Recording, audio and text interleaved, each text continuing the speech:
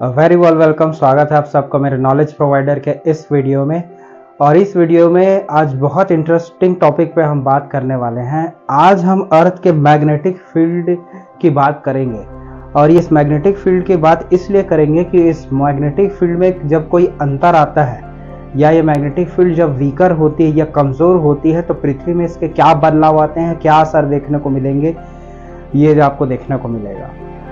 तो बात करें कि हमारे पृथ्वी का जब मैग्नेटिक फील्ड वीक होता है तो होता क्या है।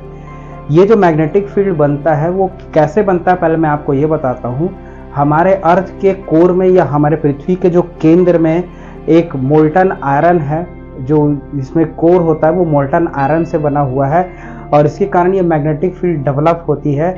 और इस मोल्टन आयरन के कोर के कारण जो स्ट्रेंथ है वो 0.00005 टेस्ला के आसपास है, जो पूरे फील्ड का लगभग 1/10,000 स्ट्रेंथ ही है। लेकिन इतना डिफरेंस आते ही पृथ्वी में बहुत सी चीज तब्दीलियां या देखने को मिलेंगी। वो तब्दीलियां क्या है?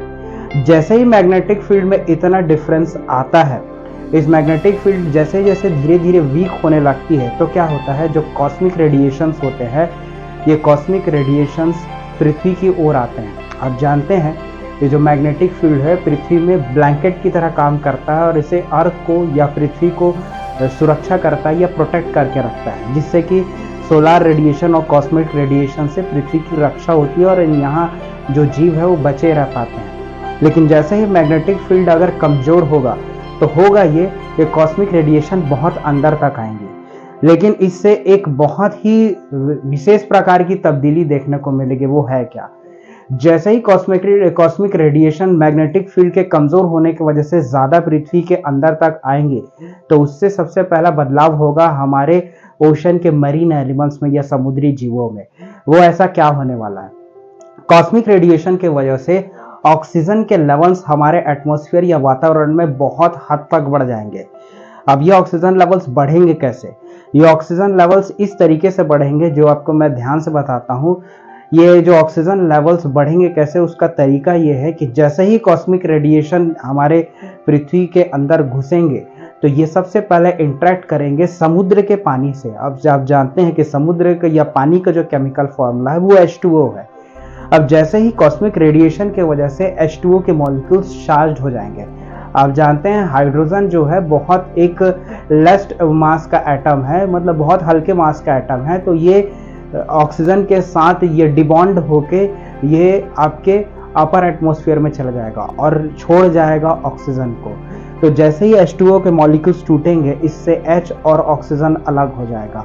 ऑक्सीजन हल्का होने के कारण वातावरण में ऊपर की ओर चल जाएगा और नीचे के वातावरण में रह जाएगा ऑक्सीजन। इससे होगा क्या? इससे वातावरण में बहुत ज्यादा ऑक्सीजन पैदा हो जाएगी और अभी जो हमारे वातावरण में जो ऑक्सीजन है उससे कई गुना ज्यादा ऑक्सीजन हो जाएगा। और आप जानते हैं जितने भी मैक्रोस्कोपिक एनिमल्स हैं, माइक्रोस्कोपिक नहीं बोल रहा हूं मैं, यहाँ पर वर्ड यूज कर रहा हूँ मैक्रोस्कोपिक, मतलब भीमकाय जो विशाल जीव होते हैं।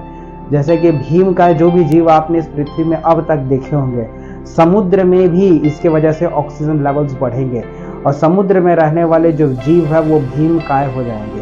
भीमकाय मतलब जैसे कि आज आप देखते हैं जो व्हेल है वो सबसे बड़ी एक प्रकार के मैमल है जो हमारे समुद्रों में विचरती हैं। तो इससे भी बड़े बड़े टाइप के जो जीव हैं वो विकसित होने चालू हो जाएंगे, क्योंकि बड़े शरीर को ज़्यादा ऑक्सीजन की डिमांड होती है। तो वातावरण में जब ज़्यादा ऑक्सीजन होगा तो हर जीव पूर्ण तरीके से विकसित होंगे, उनके शरीर का आकार में वृद्धि होगी।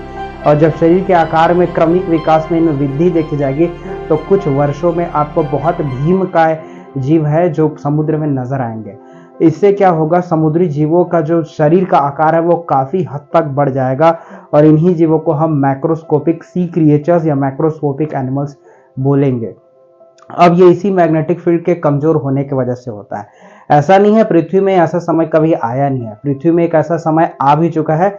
ये जो पीरियड होता है इसको बोलते हैं एडियाकारान पीरियड। और इस जो एडियाकारान पीरियड है, इस समय जो होता है ये लगभग अभी के बारे में बात करें, अभी के समय को देखते हुए लगभग 590 या से 565 साल मिलियन ईयर्स अगो पहले ये समय आया था। उस समय पृथ्वी में या फिर समुद्र में बहुत भीमकाय जीवों की प्रजातियां विकसित हो चुकी थी। इसी ज़्यादा अमाउंट का ऑक्सीजन जो हमारा एटमॉस्फेयर बना था, उसका एकमात्र कारण यही था कि जो मैग्नेटिक फील्ड थी वो वीक हो गई थी। इसके वजह से कॉस्मिक रेडिएशंस जो है अंदर तक आई, उनमें ऊर्जा ज़्यादा होती थी, जिसके कारण ये पानी जो हमारे ओशन में या समुद्रों में होते हैं उनसे रिएक्ट करती थी, प्रतिक्रिया करती थी और उससे हाइड्रोजन और ऑक्सीजन को अलग कर देती थी। हाइड्रोजन ऑपरेट हो जाता था या फिर हाइड्रोजन ऊपर की ओर चला जाता था हल्का होने की वजह से, और ऑक्सीजन रह जाता था। वातावरण में बहुत ज़्यादा ऑक्सीजन हो जाता था, जिसके कारण बहुत ज़्यादा जो वातावरण में ऑक्सीजन होने के कारण भीमकाय जीवों की क्रमिक विकास में उत्पत्ति देखने को मिलती थी। तो ये सब चीज़ पैदा हो इसमें जो देखने को मिलता है। इसी समय को बोला जाता है एडियाकारान पीरियड, और इसी समय में ये चीज़ आपको देखने को मिलती है। तो अब ऐसा फिर से हो रहा है, ये हमारे पृथ्वी में ये चरण कई बार आ चुका है। अब मनुष्य के अस्तित्व के बाद अब ये फिर एडियाकारान पीरियड आने को है। अब फिर से अर्थ की मैग्नेटिक फील्ड धीरे धीरे वीक होते जा रही है। ये इसके इनर कोर या मोल्टन कोर के कारण ही हो रहा है। इससे मैग्नेटिक फील्ड में अब धीरे धीरे क्या होगा, बदलाव आना चालू होगा। जैसे ही मैग्नेटिक फील्ड वीक होगी तो वैसे ही कॉस्मिक रेडिएशन समुद्र के साथ इंटरेक्शन करना चालू कर देंगे और ये समय हो सकता है फिर से वापस आ जाए। इसका जो क्रम है वो बहुत धीमा है। अब ये कितने 100 वर्षों में होने वाला है ये हम नहीं कह सकते पुख्ता तौर पे, बट हाँ ये चीज़ कह सकते हैं, जो जियो साइंटिस्ट है उन्होंने इसको ज़रूर ट्रैक किया है कि अब धीरे धीरे अर्थ की जो मैग्नेटिक फील्ड है वो धीरे धीरे कमज़ोर हो रही है। और ये पृथ्वी में कई बार ऐसा हो चुका है, मैग्नेटिक फील्ड फिर से कमज़ोर होती है कई अंतराल में और फिर से स्ट्रांग हो जाती है। कभी कभी तो एक ऐसा समय आया था जब पृथ्वी में जो मैग्नेटिक फील्ड थी आज के मैग्नेटिक फील्ड से सिर्फ 1/13 रह गई थी। मतलब 1/3 भी नहीं बोला चाहिए, 1/13 1/13 रह गई थी। तो ये सब चीज़ मैग्नेटिक फील्ड का देखने को मिलता है। तो ये समय फिर से आएगा और पृथ्वी इसी अंतराल के दौर से काफ़ी बार गुजर चुकी है, जिसके कारण जहाँ के जीवों में बदलाव देखने को मिलते हैं, जिससे कि ये जो पूरा वातावरण है उसमें ऑक्सीजन का लेवल बढ़ जाएगा। तो होप ये वीडियो आपको अच्छा लगा होगा। आप कमेंट करके बताइए ये वीडियो आपको कैसा लगा, और अगर आपको मेरा काम पसंद आता है तो इस वीडियो को लाइक शेयर सब्सक्राइब, और अगर फेसबुक में है तो फॉलो ज़रूर करें। Thank you.